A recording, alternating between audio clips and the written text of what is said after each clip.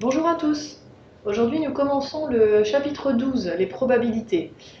Donc, dans un premier temps, dans le premier paragraphe du cours, le grand 1, modélisation d'une expérience aléatoire, nous allons revoir tout le vocabulaire associé aux probabilités et la notion même de probabilité. Donc, tout ça, ce sont des révisions. Vous avez vu tout ça au collège, mais il est important que vous maîtrisiez bien les termes que l'on utilise en probabilité. Alors, le vocabulaire. Donc, ce qu'on appelle expérience aléatoire, c'est une expérience dont on connaît tous les résultats possibles, mais sans savoir à l'avance celui que l'on obtiendra.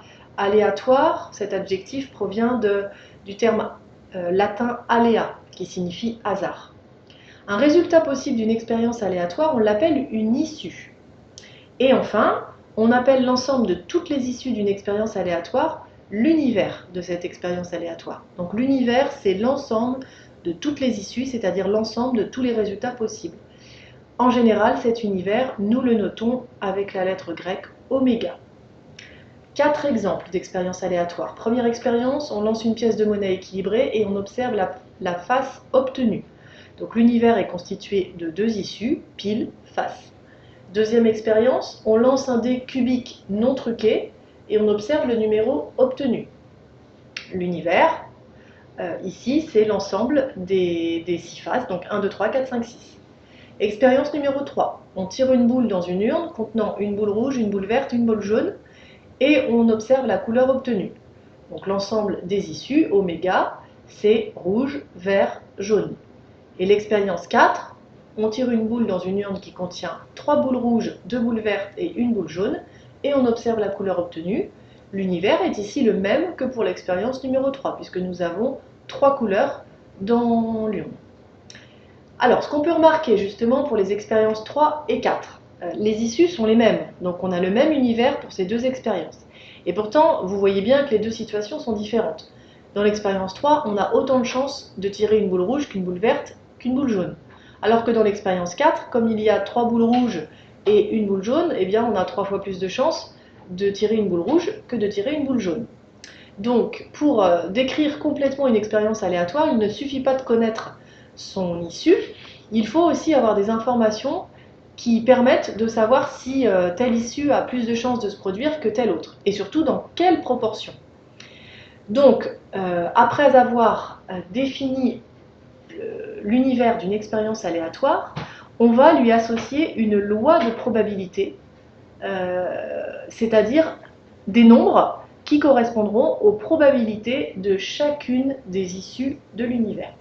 C'est l'objet du deuxième paragraphe, loi de probabilité. À chaque issue de l'expérience aléatoire, on associe un nombre qui correspond à la fréquence théorique de réalisation de cette issue.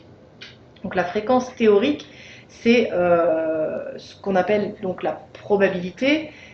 Par exemple, quand on lance un dé non truqué à 6 faces, eh bien, théoriquement, j'ai une chance sur 6 d'obtenir la face numéro 1. De même que j'ai une chance sur 6 d'obtenir la face numéro 2, etc. Donc on parle de fréquence théorique. Dans l'expérience numéro 1, la fréquence théorique d'apparition du pile, c'est la même que la fréquence théorique d'apparition de face, et c'est 1,5. J'ai autant de chances de tomber sur pile que sur face. Alors, la définition précise. On considère une expérience aléatoire ayant n issues, que je note x1, x2 jusqu'à xn. Donc, l'univers de cette expérience aléatoire, c'est l'ensemble formé des issues x1, x2 jusqu'à xn. Définir une loi de probabilité sur oméga, c'est associer à chacune de ces issues un nombre, que l'on note pi, que l'on appelle probabilité de xi, qui doit vérifier, première condition, chacun de ces nombres, donc chaque probabilité, est comprise entre 0 et 1, très important. Deuxième chose, quand on additionne les probabilités de toutes les issues, donc P1 plus P2, etc. jusqu'à Pn, eh bien le résultat vaut 1. En général, on donne la loi de probabilité d'une expérience aléatoire dans un tableau, dans lequel on écrit dans la première ligne les issues de l'expérience aléatoire, et en dessous, dans la deuxième ligne, leur probabilité. Exemple, Pour donc les expériences 2 et 4, donc mes issues c'est 1, 2, 3, 4, 5, 6, et les probabilités pour chacune c'est 1/6, puisque le dé est supposé non truqué. Pour l'expérience numéro 4, j'ai 3 boules rouges, 2 boules vertes et 1 boule jaune. Donc j'ai 6 boules en tout. La probabilité de tirer une boule rouge, c'est 3 sur 6, c'est-à-dire un demi. La probabilité de tirer la boule verte, une boule verte, pardon, c'est 2 sur 6, puisque j'ai 2 boules vertes sur 6 boules en tout, donc un tiers. Et pour la boule jaune, 1/6. Alors, ce qu'on peut remarquer, c'est que pour les expériences 1, 2, 3, toutes les issues ont la même probabilité. Pour l'expérience numéro 1, pile face, en chacune pour probabilité 1/2. Pour l'expérience numéro 2, on a la loi de probabilité ici. Et pour l'expérience numéro 3, quand on a dans l'urne une boule rouge, une boule verte et une boule jaune, eh bien, chacune de ces issues a pour probabilité un tiers. Donc, pour ces 3 expériences, toutes les issues ont la même probabilité. On dit que ce sont des lois d'équiprobabilité. Équi pour égalité, égal, même probabilité. Définition, lorsque dans une expérience aléatoire, toutes les issues ont la même probabilité de se réaliser, on dit qu'il y a équiprobabilité. On dit aussi que les issues sont équiprobables. Et dans ce cas, si j'ai n issues, chaque probabilité vaut 1 sur n. Si j'ai 6 issues, chaque probabilité vaut 1/6. Dernier paragraphe du grand 1, modélisation d'une expérience aléatoire. Alors d'abord, qu'est-ce que ça veut dire modéliser une expérience aléatoire? Modéliser une expérience aléatoire, ça veut dire choisir une loi de probabilité sur l'ensemble, sur l'univers, sur l'ensemble des issues. Et cette loi de probabilité doit représenter au mieux les chances de réalisation de chaque issue. Alors, sur quoi est-ce qu'on s'appuie pour choisir une loi de probabilité? On a 2 cas de figure. Le premier cas de figure, c'est celui que vous rencontrerez dans tous les exercices. Donc, dans certaines situations artificielles, comme les jeux de hasard, les jeux de dés, de pièces, de cartons, de jetons, etc., on va s'appuyer sur des considérations de symétrie et de proportionnalité pour établir le modèle de probabilité. Donc, c'est le cas des 4 exemples qu'on a vus sur la page 1. Un autre exemple. Je lance un dé cubique, cette fois qui est truqué. On sait que le numéro 6, la face numéro 6, a 3 fois plus de chances d'apparaître que les autres, et les 5 autres ont la même chance d'apparaître. Modéliser cette expérience aléatoire. Donc, ça veut dire déterminer sa loi de probabilité. Alors, si je sais que le 6 a 3 fois plus de chances d'apparaître, et les 5 autres faces ont la même chance d'apparaître, on peut, vous pouvez peut-être instinctivement penser que les faces numéro 1 à 5 ont pour probabilité chacune 1/6, et puis la face numéro 6 a pour probabilité 3/6, puisque c'est le triple des autres. Sauf que là, si vous additionnez les 6 probabilités, qu'est-ce que ça donne? Ça va donner 1/6 plus 1/6 plus 1/6 plus 1/6 plus 1/6, c'est-à-dire 5/6, plus 3/6.